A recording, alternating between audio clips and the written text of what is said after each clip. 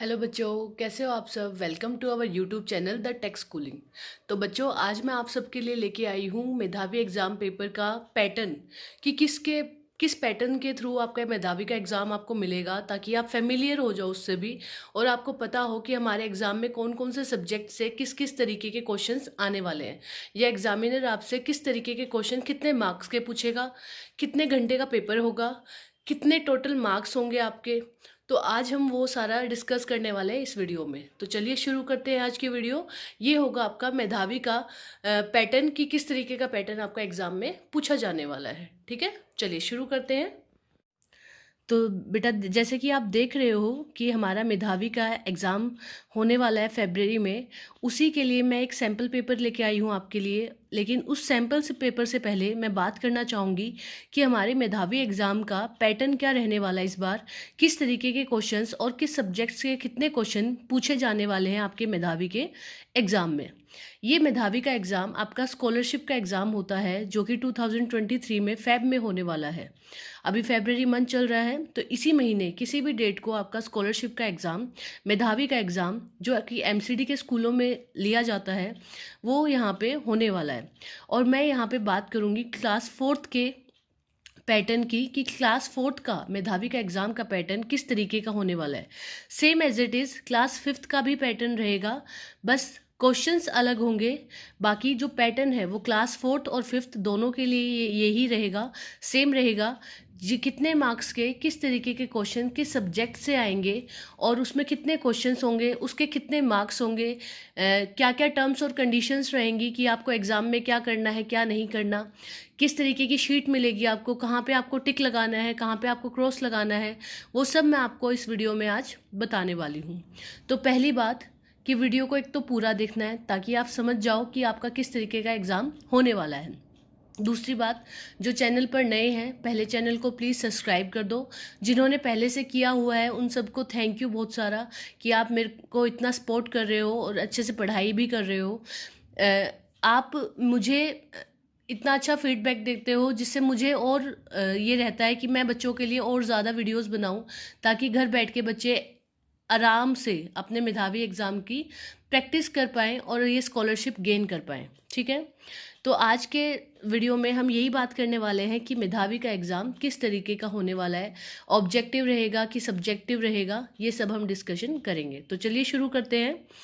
जैसा कि आप स्क्रीन पर देख रहे हो बेटा, ये स्कॉलरशिप एग्ज़ाम 2023 है, जो कि एमसीडी स्कूल्स में होने वाला है, मतलब म्युनिसिपल कॉरपोरेशन ऑफ दिल्ली के स्कूल्स में ये एग्ज़ाम होने वाला है।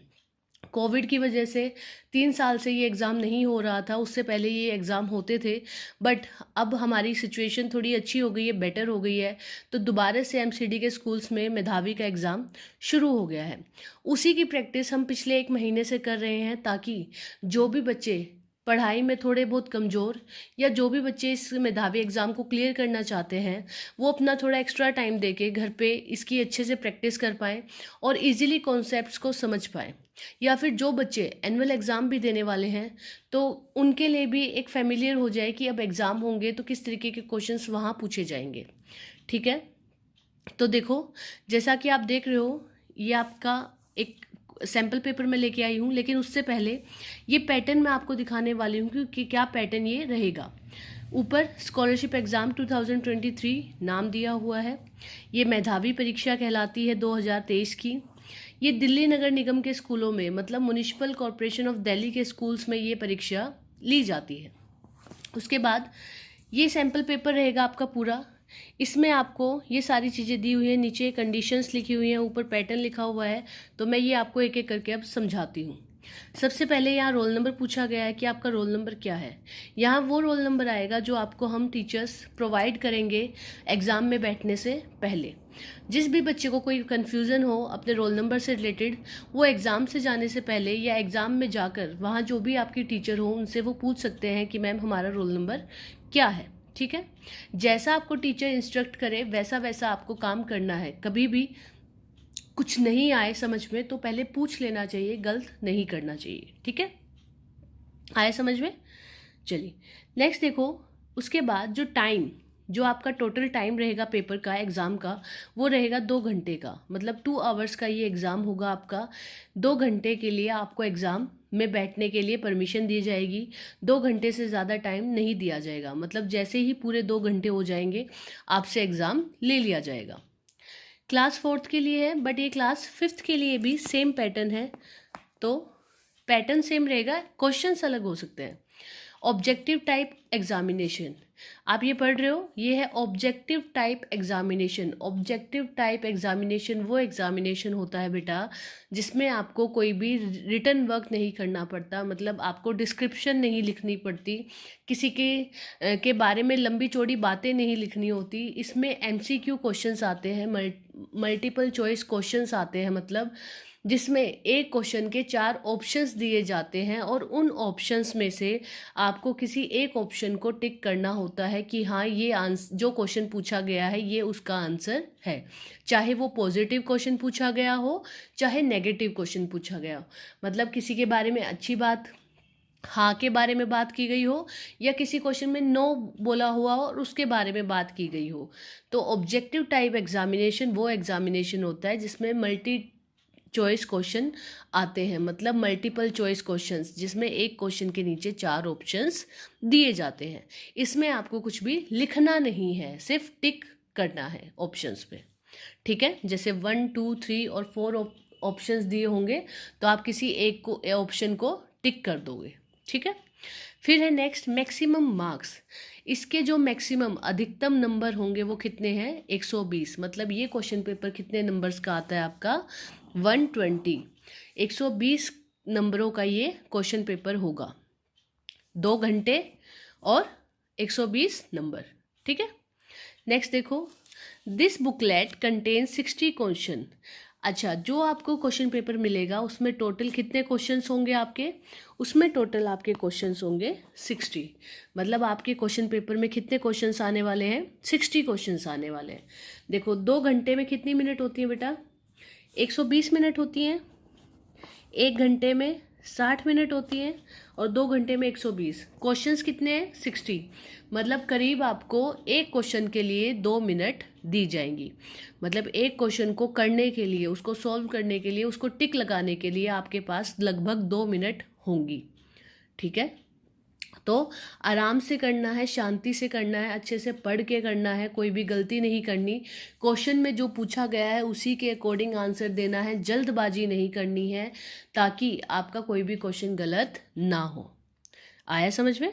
ठीक है, देखो अब इसमें आएंगे किस किस तरीके के क्वेश्चंस, वो मैं आपको इंग्लिश और हिंदी दोनों में बताती हूँ। आपके इंग्लिश में, इंग्लिश मीडियम में, ये इंग्लिश मीडियम का है और ये हिंदी मीडियम का। जो बच्चे इंग्लिश मीडियम से हैं वो इंग्लिश मीडियम के क्वेश्चंस पढ़ेंगे, जो हिंदी मीडियम से हैं वो हिंदी मीडियम के क्वेश्चंस पढ़ेंगे। ठीक है, अब देखो आपका है पहला क्वांटिटेटिव एप्टीट्यूड।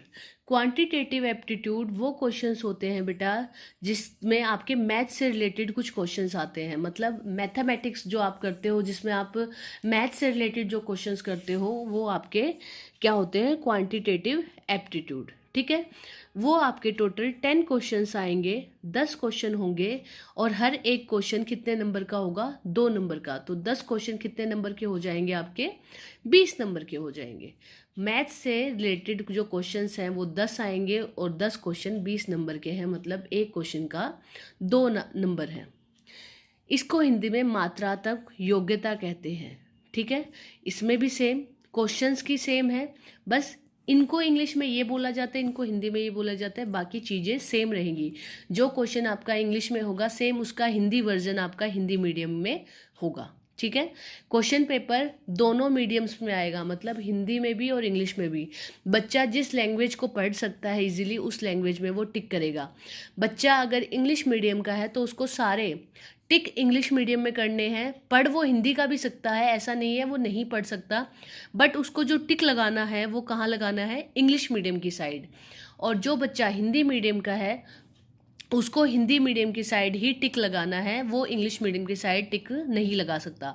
मतलब आपको पहले ही अपना मीडियम चूज़ कर लेना है कि ये बच्चा जो बच्चे इंग्लिश मीडियम से जा रहे हैं, जो इंग्लिश सेक्शन के हैं, वो इंग्लिश मीडियम को चूज़ करेंगे, जो हिंदी मीडियम से बच्चे जा रहे हैं वो हिंदी मीडियम को चूज़ करेंगे।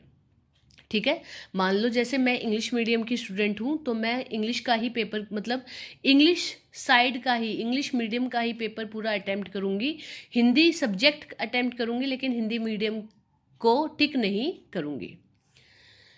पहला मैथ्स है। दूसरा रीजनिंग एबिलिटी। रीजनिंग मतलब तार्किक योग्यता, मतलब जिसमें आप जैसे पैटर्न्स वाले क्वेश्चंस करते हो, ओड वन आउट वाले क्वेश्चंस करते हो, कोई भी सीरीज़ है उससे रिलेटेड जो क्वेश्चंस करते हो, वो सारे के सारे आपके क्वेश्चंस किस में आते हैं, रीजनिंग में।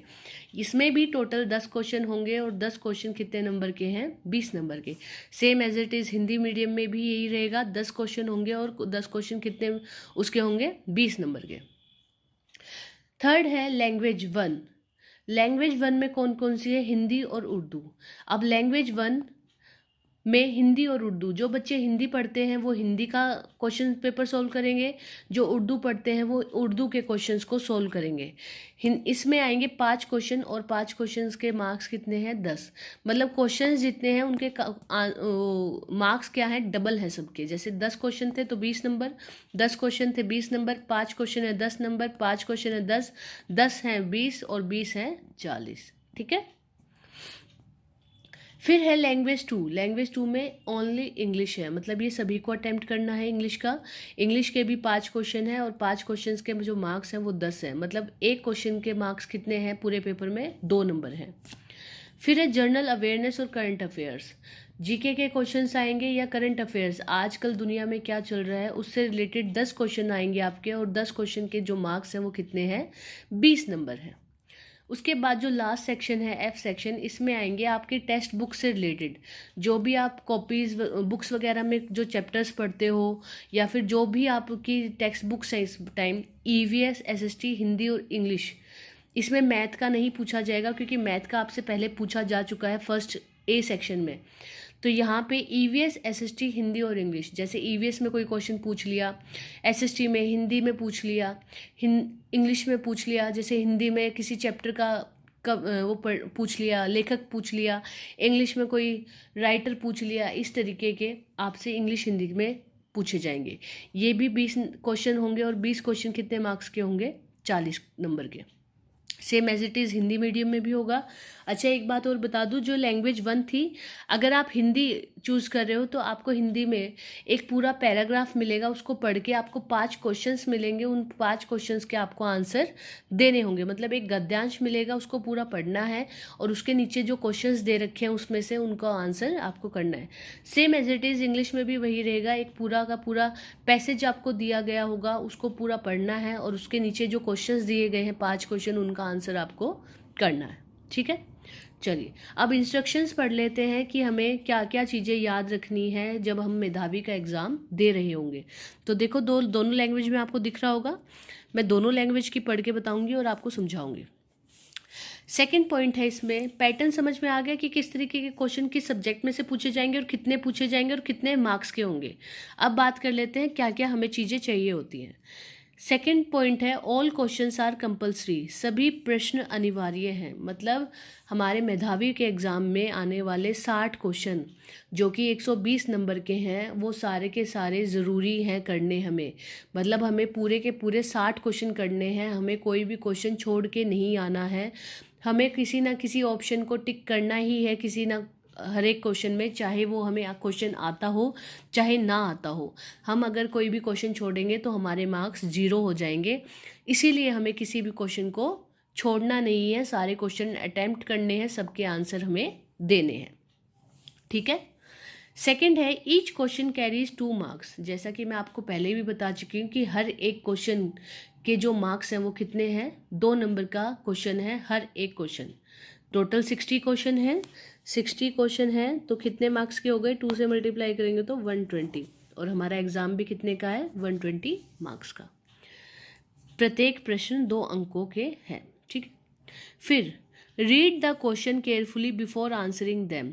प्रश्नों के उत्तर देने से पहले उन्हें ध्यान से पढ़ें। जब भी आप किसी प्रश्न का उत्तर देने वाले हो उससे पहले उस क्वेश्चन को ध्यान से पढ़ो। हर एक क्वेश्चन के लिए आपको लगभग 2 मिनट दी गई हैं, तो उनका प्रयोग करते हुए हमें कोई जल्दबाजी नहीं करनी है कि हमें सबसे पहले पेपर करके देना है। नहीं, हमें पूरे 2 घंटे दिए जाएंगे।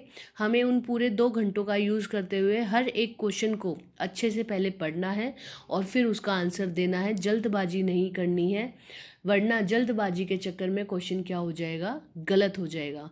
और एग्ज़ाम पूरा होने से पहले हमें पूरे क्वेश्चन चेक करने हैं क्या हमने सभी क्वेश्चंस का आंसर दिया है या नहीं दिया है। ठीक है, तो हमें क्वेश्चन पढ़ना है आंसर देने से पहले।